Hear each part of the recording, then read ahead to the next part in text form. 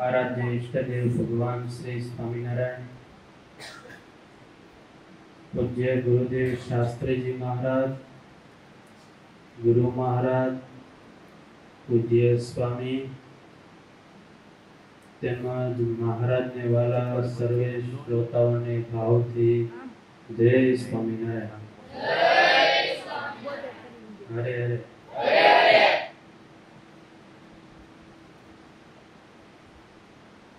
શાસ્ત્રીજી મહારાજના જન્મ જયંતિ નિમિત્તે આપણે સ્વામીના જીવન વિશે, એમના સદગુણો વિશે આપણે શ્રવણ કરી રહ્યા છીએ। ભાગ 1 ની અંદર આપણે સ્વામીના બાળપણના પ્રસંગો અને મહારાજે સ્વામીને ઘણી વખત દર્શન આપ્યા હતા એના વિશે આપણે શ્રવણ કર્યું। આજે સ્વામીના જીવનના આગળના પ્રસંગો જે છે એના વિશે આપણે શ્રવણ કરીશું। મહારાજનો એવો મત છે, જેમ દેહ અને દેહી એને એકબીજા પ્રત્યે જેવી પ્રીતિ છે, એવા ભક્તિશીલ સંત હોય એને ને અમને એને પણ એવી પ્રીતિ છે। જેમ દેહાભિમાની પોતાના દેહને એક ક્ષણ માટે પણ ભૂલતો નથી, એમ એવા સાચા સંત ભગવાન કે એ પણ અમને એક ક્ષણ માટે ભૂલતા નથી। ભગવાન કે એની સાથે અમે અખંડ રહીએ છીએ। ભગવાન તો ત્યાં સુધી કે मैं संतों के पीछे जाऊं जहां जहां संत सिंधार, संत चरण रज अंग लगाऊं, संत मोए प्राण प्यारे। भगवान के મને સૌથી વાલા કોઈ હોય તો એવા સંતો વાલા છે। સંતો ચાલ્યા જતા હોય તો એની પાછળ પાછળ હું જાઉં, એવા સંતોની ચરણ રજ ભગવાન કે હું મારા માથે લગાડું અને હું પવિત્ર થાઉં। એવા સંત ચાલ્યા જતા હોય અને એને માથે તડકો લાગતો હોય તો ભગવાન કહે કરું છાયા કર હું। ભગવાન કે મારા હાથની છાયા હું કરું। ત્યારે શાસ્ત્રીજી મહારાજ એક એવા સંત હતા કે મહારાજ એની સાથે પહેલી ક્ષણથી સ્વામીના છેલ્લા જીવનની છેલ્લી ક્ષણ સુધી હંમેશા મહારાજ એની સાથે હતા। સ્વામીના જીવનમાં ચોકસાઈ બહુ જોવા મળતી। સ્વામીના જીવનનું ખાલી ચોકસાઈમાં એક નાનકડી એવી વાત લઈ લઈ એના ઉપરથી એવું સાબિત થઈ જાય કે સ્વામીના જીવનમાં ચોકસાઈ કેટલી બધી છે।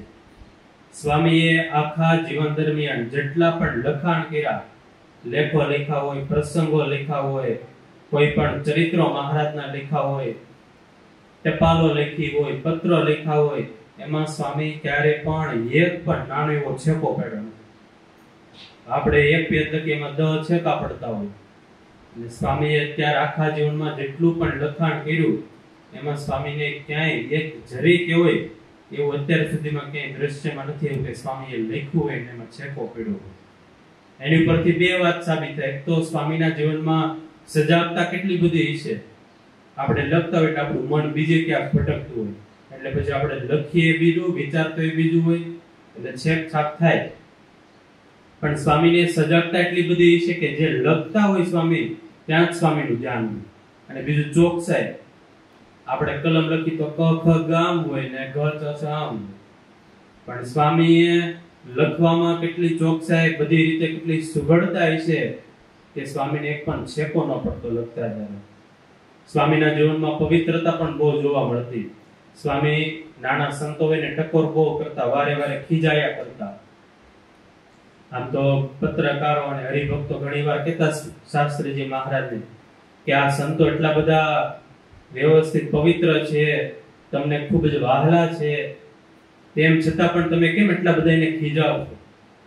ત્યારે શાસ્ત્રીજી મહારાજ કહેતા આ સંતો અત્યારે જેટલા સારા છે ને એની કરતા પણ મારે વધારે સારા જોવા છે, એટલા માટે હું સંતોને વારે વારે ખીજાવું।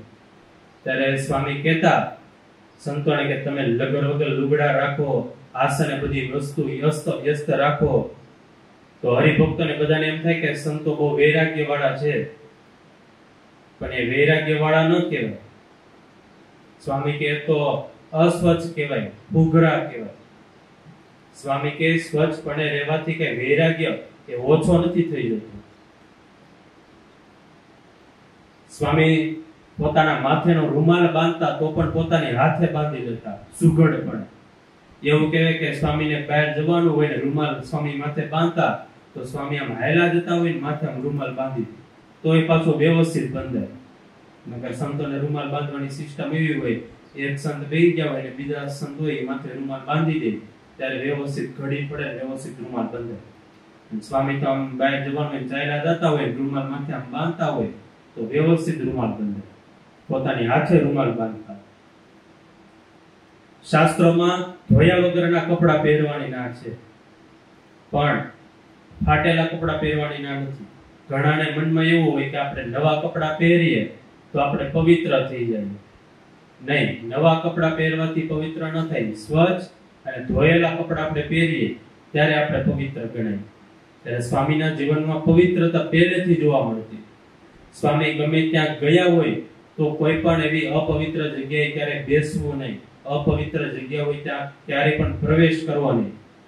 સ્વામી અપવિત્ર વ્યક્તિઓના સંગમાં આખી જિંદગીમાં ક્યારેય આવ્યા પણ નથી. એટલું સ્વામીને અનુસંધાન હતું. સ્વામીને એક વખત એડકી ઉપડી હતી. એડકી કોઈ રીતે બંધ જ ન થાય એટલે કોક હરિભગતે વાત કરી, સ્વામી તમે મોરપીંછ લ્યો અને એને પાણીમાં બોળી એ પાણી પી જાઓ એટલે તમારી એડકી બંધ થઈ જાય. સ્વામી કે એ પાણી મારાથી ન પીવાય, એ તો અપવિત્રતા કહેવાય, અપવિત્ર પાણી કહેવાય. સ્વામીને 3 દિવસ અને 3 રાત્રિ સુધી સતત એડકી આવી પણ સ્વામી એ પાણી ન પીધું એટલે ન જ પીધું. એ અપવિત્રતા કહેવાય, એ મારાથી ન પીવે એટલે ન જ પીવે. ત્યારે સ્વામી પોતાના દેહના ભોગે પણ ક્યારે પવિત્રતા એ જતી ન કરતા. આગળ સ્વામી અપરાધીના અપરાધને ક્ષમા કરતા. આપણો અપરાધ કોઈ કર્યો ન હોય, ખાલી બીજા કોઈક માણસો કાનમાં આવીને કહી દે કે ઓલા ભાઈ તમારી વિશે આવું 2 શબ્દ બોલતા હતા, ત્યાં તો તરત આપણને ખોટું લાગી જાય. તરત આપણે કહીએ હું ક્યાં એના ઘરે દાણા ખાવા જાઉં છું, મારા રોટલા ક્યાં એની ઘરે પકાય. આપણને ખોટું લાગી જાય, ન ગમે. સ્વામીને ખબર હોય કે આ લોકોએ મારો અપરાધ કર્યો છે, આ લોકો મારી વિશે આવું વિચારી રહ્યા છે, તેમ છતાં પણ સ્વામી એના અપરાધને માફ કરતા, સહન કરી લેતા. સ્વામી રાજકોટમાં ભૂપેન્દ્ર રોડ ઉપર કાંટા વગરની બોરડી વાળું મંદિર છે, ત્યાંના સ્વામી, ત્યાં મહંત હતા સ્વામી. અને કેટલાક વિઘ્ન સંતોષી લોકો હોય છે અને સ્વામી પ્રત્યે બહુ દ્વેષ હતો, વિરોધ હતો. એટલે એને એવું વિચાર્યું કે આપણે શાસ્ત્રીજીનો ધર્મ ભ્રષ્ટ કરાવીએ. એટલે સ્વામી ઠાકોરજીના દર્શન કરવા માટે મંદિરમાં ગયા અને ધર્મ ભ્રષ્ટ કરાવવા માટે પાછળથી મહિલાઓને મોકલા કે મહિલાઓએ શાસ્ત્રીજીને અડી જાય એટલે શાસ્ત્રીજીનો ધર્મ ભ્રષ્ટ થાય, નિયમ બધા તૂટી જાય. પછી તો શાસ્ત્રીજી મહારાજે મોરડીમાં રૂમમાં જતા રહ્યા.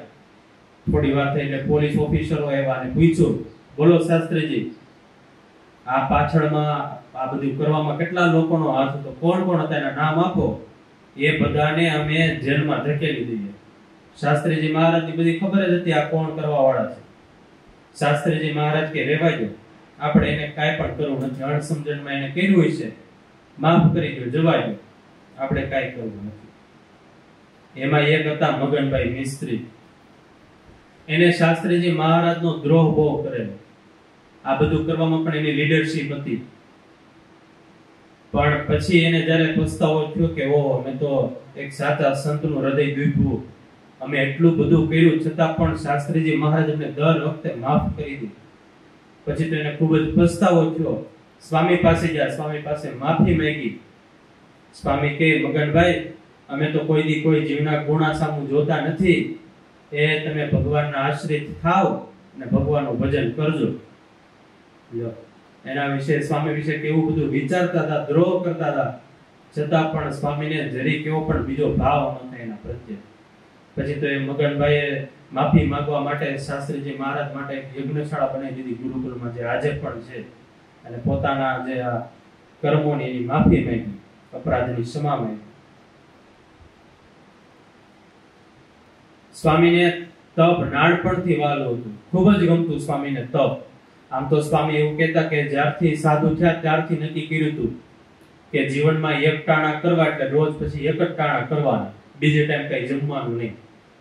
સ્વામી જુનાગઢ મંદિરમાં રહેતા, નાની એવી અવસ્થા, નાની ઉંમર હતી, એટલે દોડી દોડીને બધી સેવા કરતા હોય. અને ત્યાં જુનાગઢ મંદિરમાં એક મુકુંદ સ્વામી કરીને વૃદ્ધ ઉંમરના સાધુ હતા. અને શાસ્ત્રીજી મહારાજે ખૂબ હેત પ્રેમ લગાવ, એટલે સ્વામીને એક વખત પોતાની રૂમ હશે ત્યાં બોલાવ્યા અને કીધું, લ્યો આ ઘેસ્યો લ્યો. હવે ઘેસ્યો એટલે એ પ્રકારનો એક ખાવાની વાનગી, શીરા લ્યો. શીરો તો ઘીમાં બને, પણ આ ઘેસ્યો એ તેલમાં બને. એ સમય તો બીજું કઈ સાધન ને હોતું નહીં, એટલે આવી રીતે ઘેસ્યો શીરો ને એવું બધું બનાવતા, લાપસી ને એવું બધું. એટલે આ ઘેસ્યો એપો ખાવા માટે લ્યો, આ જમો. પણ શાસ્ત્રીજી મહારાજે એકવાર જમી લીધું તો એક ટાણા થઈ ગયા હતા. સ્વામી બીજી વાર ન જમે એટલે ન જ જમ્યા. પેલા વૃદ્ધ સાધુ તેને ખૂબ જ આગ્રહ કર્યો સ્વામીને કે લ્યો જમો. પરાયણે કીધું, પણ સ્વામી ન જમ્યા. છેલ્લે સ્વામી કી હું રડવા લાગ્યો, પણ હું બીજો ટાઈમ જમ્યો ને એટલે ન જ જમ્યો. સ્વામીને તપ ખૂબ જ વાલું હતું. એકવાર લીધું નિયમ પછી સ્વામી ક્યારેય ચૂકતા નહીં. 70 વર્ષની ઉંમરે પણ સ્વામી કીડી ચાંદ્રાયણ કરતા. સત્સંગી જીવનની અંદર જેટલા પણ વ્રત તપના નિયમો આપ્યા એ બધા વ્રત સ્વામીએ પોતાના જીવનમાં કર્યા હતા. સ્વામી જ્યારે વડતાલ અભ્યાસ કરતા ત્યારે સ્વામીએ અનકન વ્રત કર્યું 4 મહિના સુધી. કઠોર તપ સ્વામીના જીવનમાં આપણને જોવા મળતું. આપણે જે એક ટાઈમ જમીએ એ સ્વામીને 4 દિવસ ચાલતું. એક તો સ્વામી એક ટાણા કરે, એમાં પાછા રોટલાનો ચોથો ભાગ, ચોથો કટકો સ્વામી એક ટાઈમ જમે, થોડુંક એવું શાક સાથે. અને સ્વામી દૂધ અને છાશ ભેગું કરીને પીતા. સંતો વાત કરે મરચું ક્યારેક લીધું હોય હારે તો મરચાના ટીટીયાને પણ સ્વામી 3 વખત ચૂસી જતા. જરીક એવો પણ સ્વામી અન્નનો બગાડ થવા ન દેતા. એવું કહેતા સ્વામી કે આ એક અન્નનો દાણો ઉગાડવા મારા ઠાકોરજીને 4 મહિના લાગે તો મારાથી આ બગાડ ન થવો જોઈએ. સ્વામી ક્યારેય પણ અન્નનો બગાડ ન થવા દેતા. સ્વામીએ પોતાના જીવનની ક્ષણ અને અનાજનો કણ, આ બે વસ્તુ બચે એટલે અત્યારે સ્વામી અત્યારે મહાન ગણાય. એટલા બધા આપણે એના ગુણ ગાઈએ છીએ. ભગવાને વચનામૃતમાં કીધું કે ભગવાન જેવું સામર્થ્ય હોય તેમ છતાં પણ તુચ્છ જીવનો અપમાન સહન કરવું. હવે આપણી અંદર કાંઈ ન હોય તો આપણું કોઈ અપમાન કરે તો સહન ન કરે. આ તો ભગવાન જેવું સામર્થ્ય હોય છતાં પણ કોઈ સામાન્ય જીવ અપમાન કરે સ્વામીનું, તેમ છતાં પણ સ્વામી સહન કરે. સ્વામીની વિશે કેવી કેવી ચારિત્રના દોષોની ટપાલો લખાય છતાંય સ્વામી બધું હસતા મોઢે સહન કરે. જિંદગીમાં સ્વામીનો એક નિયમ હતો, સિદ્ધાંત હતો, ક્યારેય કોઈને જવાબ આપવો નહીં. સ્વામી એવું માનતા કે સત્યને સાબિતીની જરૂર ન હોય. સ્વામી કે મારે કઈ પણ વસ્તુ સાબિત કરવાની જરૂર નથી, જે પણ સત્ય હશે એ લોકો સામે એક દિવસ જરૂર આવશે. સ્વામી સહન કરતા રહ્યા આખી જિંદગી. ત્યારે સ્વામીનું ગમે એટલું કોઈ અપમાન કરે તેમ છતાં પણ સ્વામી સહન કરી લેતા. ક્યારેય પણ સ્વામીના જીવનમાં એટલા ઘણા બધા પ્રસંગો છે કે સ્વામીનો અપરાધ કર્યો હોય, ખોટા દોષો આરોપિત પણ કર્યા હોય, તેમ છતાં પણ એક પણ પ્રસંગ એવો નથી દેખાતો કે સ્વામીએ ક્યારેય પણ એને ઊંચા અવાજે જવાબ દીધો હોય કે એની સામે કાંઈ પણ કાર્ય કર્યું હોય, પગલા લીધા હોય. સ્વામી એક ધીર અને આત્મનિષ્ઠ મહાપુરુષ હતા. એમના મુખ ઉપર કોઈ પણ ક્યારેય દુઃખની રેખા વાંચી ન શકતું. સ્વામી ક્યારેય પણ પોતાના દેહ માટે રેડા હોય એવું ક્યારેય કર્યું નથી.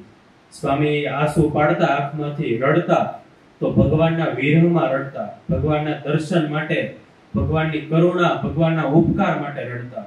ક્યારેય પણ પોતાના દેહ માટે રેડા હોય એવું ક્યારેય નથી બન્યું. તેઓ સુખ અને દુઃખમાં સમત્વને પામેલા મહાયોગી હતા સ્વામી. આમ તો સ્વામીને મોટી ઉંમરે માથાનો દુખાવો